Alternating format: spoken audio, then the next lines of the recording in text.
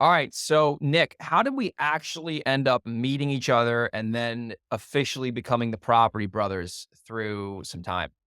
So to get into this is pretty funny. So originally, I was just looking up cash buyers sites. I came across your page. We connected.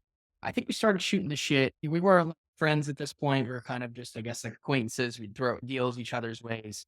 I forgot how we knew that we were on this deal. I might have sent you this deal and said, "Hey, Greg, I could use some help on this." And you're like, "Hey, I got this deal too. Let's lock them up together." So I ended up locking them up. We went to sell it. I think we couldn't sell it. And I ended up by chance, I was sending out an SMS blast to sellers and I found a buyer by some chance, whatever. So I ended up locking up this buyer. So now I'm pissed off because I'm like, fuck this guy, Greg. Like, I'm not paying him. What was it? It was like a $25,000 deal. Yeah, it was a And decent spread. I remember speaking to Sam about it too. And my fiance, Sam, and she's like, Nick, she's like, you said that you would partner with him on it. I'm like, yeah, but fuck this guy. Like, I ended up getting the buyer anyway and I locked up the contract.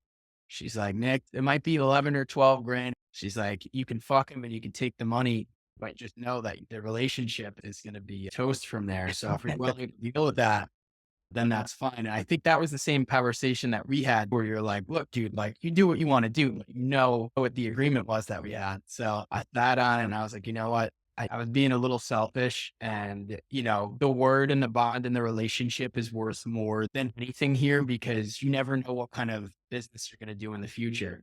So fast forward, what would this be like a year and a half, 2 years later? I don't know even how many deals we've Done a done ton together. of deals together, man. You've made A way more than 11 grand with me.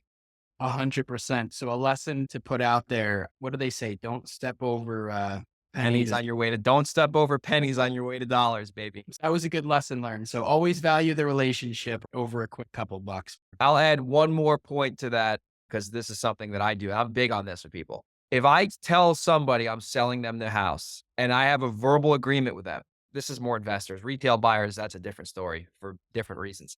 And I'm like, hey, Bob, I'm selling you this house for 500 grand.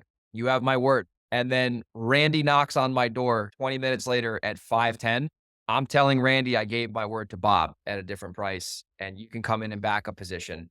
And what that does, that investor, number one, they're going to perform on that deal most likely because they know you're like, quote unquote, leaving money on the table after they gave you the offer, but they respect you more. And the relationship you can build over time with that investor is way more than whatever that 5 or 10 grand you left on the table. So, like, the point for the listeners is keep your word with your peers. Like, keep your word. I see a lot of real estate investors get over their skis. They make promises they can't fulfill. They change their mind and they burn a bridge with somebody. It's no good, right? It's a small community in any market. You can spend 10 years building your reputation up and you could spend 10 minutes ruining it. So do what you say, relationships over money. And in the long haul, if you keep your relationship strong, the money will be much greater than whatever extra dollars you can get on those deals. So I hope you guys got value from this.